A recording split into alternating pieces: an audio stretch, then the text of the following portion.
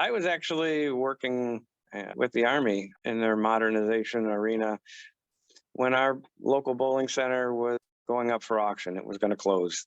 And ultimately, we were trying to figure out how a bunch of our veterans could generate a revenue source that could use to support the post without asking the community for donations all the time. Right. And so that's we were exploring different options at the time, and then we heard that the bowling center was going to close, and we're like, I wonder. So we did some investigation in it, and it hadn't had any work done in a long time, and it was aged, and so it was going to need a lot of work. But we're like military guys; we can pretty much do anything. And we had a great group of guys that five of us all together, all the services. We had longtime military guys, short timers, officer, enlisted. The skill sets was amazing.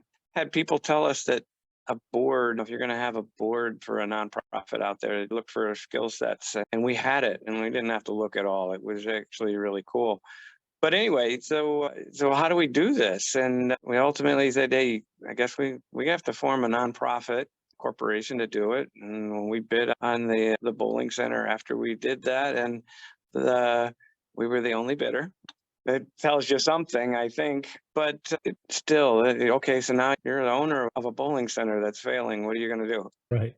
And roofs and lanes and furnaces and all the stuff that goes into making a bowling center work that we had to work on. Our, there were two stories that we hear all the time that the very first people that walked into the center after we owned it, this little kid leans over to mom and says, Mom, it smells funny in here. And we're like, oh boy, we got work to do. And that's when the center still had carpet on the walls. Oh, And our league guys would tell us all the stories about rooster tails throwing balls down the lane because all the water on the lanes from the roof. And yeah, obviously lots of issues, but I guess there's bowling centers all over the place with issues. And I guess we'll talk more about that as we go ahead. But that's our really history. I mean, I guess I should say a little bit about why it wasn't just about generating revenue for veteran functions. It's what that means. And when we got the bowling center, it the company that actually owns it is the Veterans Education Training and Support. And so all those that's the nonprofit. elements are part of our nonprofit mission. Oh, we recognized early on that there's most people have heard about the veteran suicide problem out there.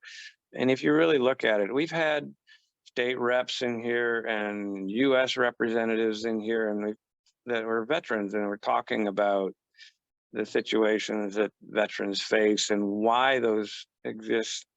And it all boiled down to is that when people go into military, they develop into a very tight knit bond from people from all walks of life and all backgrounds and stuff. And yet you have a camaraderie that's kind of unrivaled. When you actually put your life on the line for the guy next door, and it when you get out of the military, is a huge void. People don't realize until it's too late, till you're already out. And so you got this void in you and you're back in your community, and natural tendency is to isolate.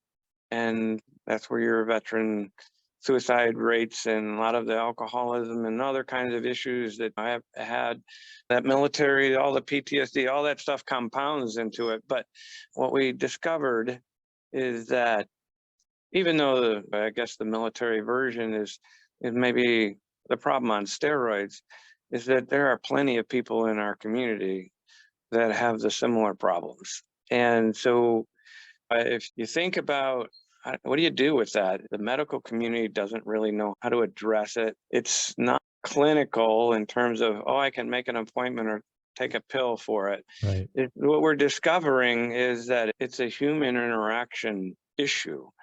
And we don't really, those of us who aren't social science majors don't appreciate the people aspect of it. But that's what's going on in the military background. And hey, let's get them in here where we can kind of take all those skill sets and figure out how to reapply them in the local community.